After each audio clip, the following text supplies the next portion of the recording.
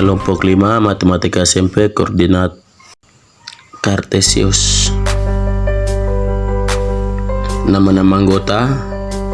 Yang pertama Dila Nabilasari, Dita Dewi Utami, Meliani Lutfia, Niputuria Sulfa Zaikia, dan saya sendiri Yakobus Kudiai. Koordinat Kartesius terdiri atas 3 bagian. Yang pertama kompetisi dasar, yang kedua peta konsep, dan yang ketiga contoh di kehidupan sehari-hari. Nah, kompetisi dasar 3.2 menjelaskan kedudukan titik dalam bidang koordinat Kartesius yang dihubungkan dengan masalah kontekstual. 4.2 menyelesaikan masalah yang berkaitan dengan kedudukan titik dalam bidang koordinat Kartesius. Nah, sistem koordinat sendiri terbagi menjadi 2, yaitu posisi titik dan posisi garis. Posisi titik terbagi menjadi 3, yaitu titik asal, sumbu X, dan sumbu Y. Posisi garis terbagi menjadi 3 juga, yaitu garis sejajar, garis berpotong, dan garis tegak lurus. Nah, ini contoh dalam kehidupan sehari-hari. Ini gambarnya seperti begini.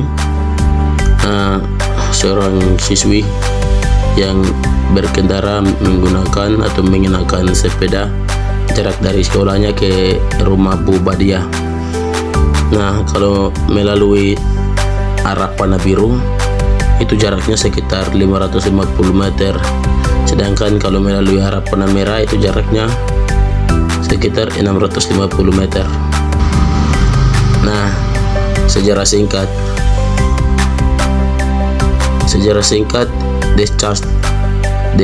Descartes dikenal sebagai Renatus Cartesius dalam literatur berbahasa Latin, merupakan seorang filsafat dan matematikawan Prancis. Beliau mempersembahkan sumbangan yang penting, yaitu penemuan tentang geometri analitas, yang akhirnya dikenal sebagai pencipta sistem koordinat Kartesius, yang mempengaruhi perkembangan kalkulus modern yang menyediakan jalan buat Newton menemukan kalkulus. Beliau memberikan kontribusi yang René Descartes 1596 sampai 1650 Masehi besar dalam kemajuan di bidang matematika, sehingga dipanggil sebagai bapak matematika modern. Pengertian Kartesius. Istilah Kartesius adalah latinisasi untuk Descartes. Istilah ini digunakan untuk mengenang ahli matematika sekaligus filsuf asal negara Prancis, yaitu Descartes, yang berperan besar dalam menggabungkan aljabar dan geometri. Ia memperkenalkan ide baru untuk menggambarkan posisi titik atau objek pada sebuah permukaan dengan menggunakan 2 sumbu yang bertegak lurus antar satu dengan yang lain. Yang kedua, koordinat Kartesius digunakan untuk menentukan objek titik-titik pada suatu bidang dengan menggunakan 2 bilangan yang bisa disebut dengan koordinat X dan koordinat Y dari titik-titik tersebut. Untuk mendefinisikan koordinat diperlukan 2 garis berarah tegak lurus satu sama lain, sumbu X dan sumbu Y, dan panjang unik yang dibutuhkan tanda-tanda pada kedua sumbu tersebut. Yang ketiga, sumbu diagram terdiri dari 2 garis yang berpotongan tegak lurus. Garis yang mendatar disebut sumbu X dan yang tegak disebut sumbu Y. Titik potong sumbu X dan Y disebut titik asal. Titik ini dinyatakan sebagai titik nol. Yang keempat, pada sumbu X dan sumbu Y terletak titik yang berjarak sama pada sumbu X dari titik 0 ke kanan dan seterusnya merupakan bilangan positif, sedangkan dari titik 0 ke kiri dan seterusnya merupakan bilangan negatif. Pada sumbu Y dari titik 0 ke atas merupakan bilangan positif dan dari titik 0 ke bawah merupakan bilangan negatif. Nah, yang kelima, Setiap titik pada bidang kartesius dihubungkan pada jarak tertentu ke sumbu X dan yang disebut apsis. Sedangkan jarak tertentu ke sumbu Y disebut ordinat apsis, dan ordinat mewakili pasangan bilangan atau pasangan berurut yang disebut koordinat. Penulis koordinat ditulis dalam tanda kurung. Koordinat X selalu ditulis berlebih dahulu, diikuti tanda koma dan kemudian koordinat Y. Selanjutnya yaitu posisi titik terhadap sumbu X dan sumbu Y. Titik-titik pada bidang koordinat kartesius memiliki jarak terhadap sumbu X dan sumbu Y. Sekarang coba amati posisi titik A, B, C, D, E, F, G, dan H terhadap sumbu X dan sumbu Y pada gambar di bawah ini. Dari gambar tadi dapat ditulis posisi titik-titik sebagai berikut. Yang pertama, titik A berjarak 3 satuan dari sumbu Y dan berjarak 6 satuan dari sumbu X. Kedua, titik B berjarak 4 satuan dari sumbu Y dan berjarak 4 satuan dari sumbu X. Ketiga, titik C berjarak 4 satuan dari sumbu Y dan berjarak 3 satuan dari sumbu X. Keempat, titik D berjarak 6 satuan dari sumbu Y dan berjarak 5 satuan dari sumbu X. Kelima, titik E berjarak 5 satuan dari sumbu Y dan berjarak 5 satuan dari sumbu X. Keenam, titik F berjarak 3 satuan dari sumbu Y dan berjarak 3 satuan dari sumbu X. Ketujuh, titik G berjarak 2 satuan dari sumbu Y dan berjarak 6 satuan dari sumbu X. Yang kedelapan yaitu titik H berjarak 6 satuan dari sumbu Y dan berjarak 5 satuan dari sumbu X. Selanjutnya, coba kalian amati titik-titik pada koordinat kartesius pada gambar di bawah ini. Dari gambar tersebut dapat kita ketahui jarak titik terhadap sumbu X dan sumbu Y. Yang pertama yaitu titik A berjarak 6 satuan ke sumbu X dan 2 satuan ke sumbu Y. Yang kedua, titik B berjarak 5 satuan ke sumbu X dan 5 satuan ke sumbu Y. Yang ketiga, titik C berjarak 3 satuan ke sumbu X dan 4 satuan ke sumbu Y. Yang keempat, titik D berjarak 6 satuan ke sumbu X dan 5 satuan ke sumbu Y. Yang kelima, titik E berjarak 3 satuan ke sumbu X dan 3 satuan ke sumbu Y. Yang keenam, titik F berjarak 6 satuan ke sumbu X dan 5 satuan ke sumbu Y. Yang ketujuh, titik G berjarak 4 satuan ke sumbu X dan berjarak 5 satuan ke sumbu Y. Yang kedelapan, titik H berjarak 6 satuan ke sumbu X dan 3 satuan ke sumbu Y. Selanjutnya, sumbu X dan sumbu Y membagi bidang koordinat kartesius menjadi 4 kuadran. Dapat kita lihat pada gambar, dapat diketahui bahwa kuadran 1 berada di koordinat X positif dan koordinat Y positif. Kuadran 2 berada di koordinat X negatif dan koordinat Y positif. Kuadran 3 berada di koordinat X negatif dan koordinat Y negatif.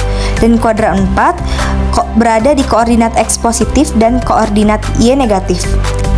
Dan dari gambar tersebut, dalam bidang koordinat, titik P memiliki koordinat min 2,1.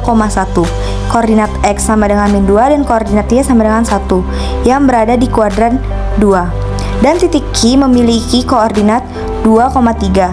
Koordinat X2 dan koordinat Y sama dengan 3 dan berada di kuadran 1. Selanjutnya, posisi titik terhadap titik asal 0,0 dan titik tertentu A, B. Pernahkah kalian berkemah? Dalam perkemahan ada pos utama, tenda, pasar, pos-pos, kolam, dan lain-lain.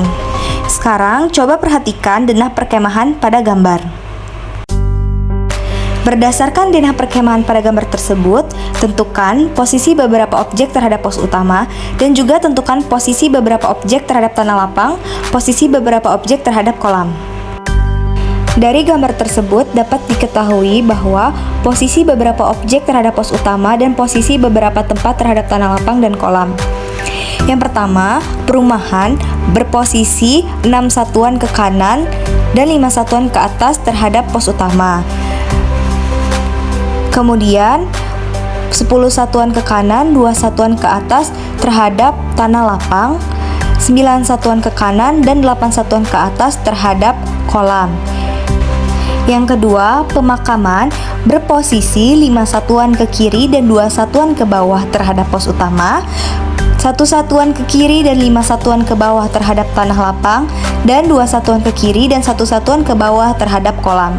Yang ketiga, pasar berposisi 4 satuan ke kanan dan 3 satuan ke atas terhadap pos utama, 10 satuan ke kanan dan 1 satuan ke kiri terhadap tanah lapang, 10 satuan ke kanan dan 5 satuan ke atas terhadap kolam.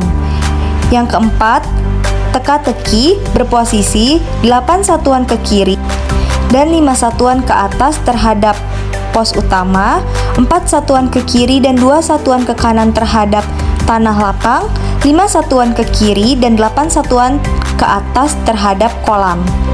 Yang kelima, tenda 1 berposisi 2 satuan ke kanan terhadap pos utama, 6 satuan ke kanan dan 3 satuan ke bawah terhadap tanah lapang, 5 satuan ke kanan dan 3 satuan ke atas terhadap kolam.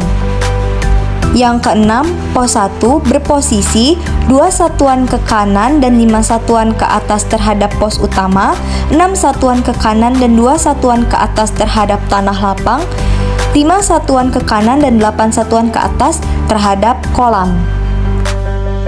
Materi selanjutnya yaitu kita akan membahas mengenai memahami posisi garis terhadap sumbu X dan sumbu Y.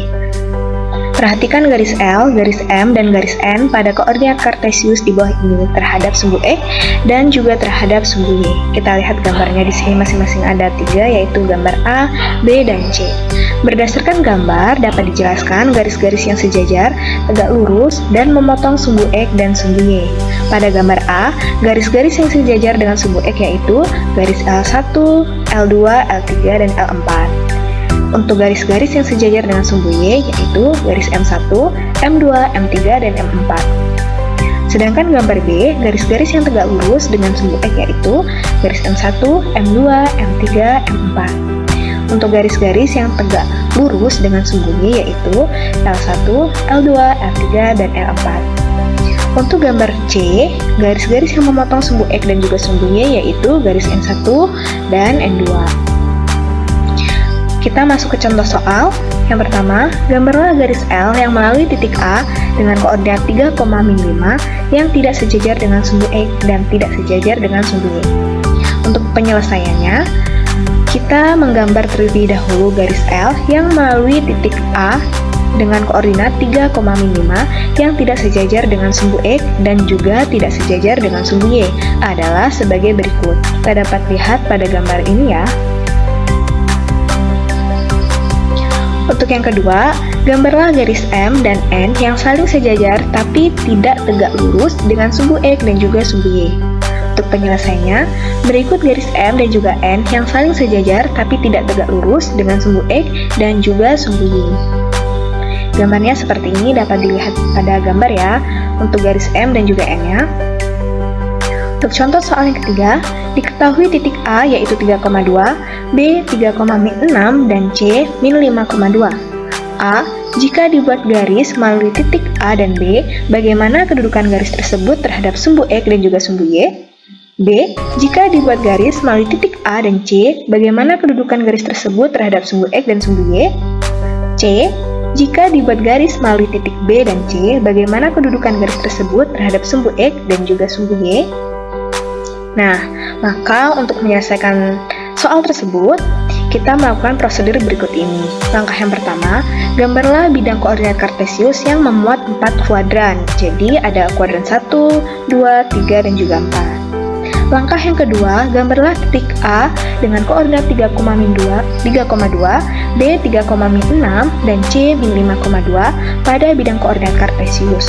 Langkah yang ketiga, buatlah garis melalui titik A dan B, melalui titik A dan C, dan melalui titik B dan C, seperti pada gambar di bawah ini. Untuk langkah yang selanjutnya, dari gambar tersebut kita tampak bahwa A, garis yang melalui titik A dan B tegak lurus pada sumbu X dan sejajar sumbu Y. B, garis yang melalui titik A dan C sejajar sumbu X dan tegak lurus pada sumbu Y. C, garis yang melalui titik B dan C tidak sejajar dan tidak tegak lurus pada sumbu X dan juga sumbu Y.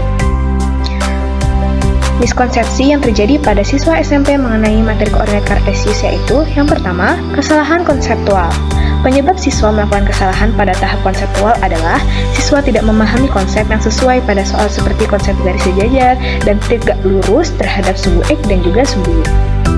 Konsep kedudukan garis dan konsep menentukan koordinat titik terhadap titik pusat maupun titik tertentu. Yang kedua, kesalahan prosedural. Penyebab siswa melakukan kesalahan pada tahap prosedural adalah siswa menyelesaikan soal secara sistematika. Terdapat beberapa siswa menjawab soal langsung ke jawaban tanpa harus menggambarkan koordinat kartesius terlebih dahulu. Nah, maka dari itu, menggambar koordinat kartesius itu sangat penting ya dalam menyelesaikan suatu soal. Yang ketiga, kesalahan teknikal. Penyebab siswa melakukan kesalahan pada tahap teknikal adalah siswa salah dalam menyelesaikan soal secara final dan salah dalam menggambar koordinat kartesius. Kesalahan pada saat menggambar koordinat kartesius dikarenakan kurang telitinya siswa dalam menyelesaikan soal. Pada saat menggambar koordinat kartesius, seringkali dijumpai pekerjaan siswa yang tidak menuliskan sumbu koordinat X dan juga koordinat sumbu Y.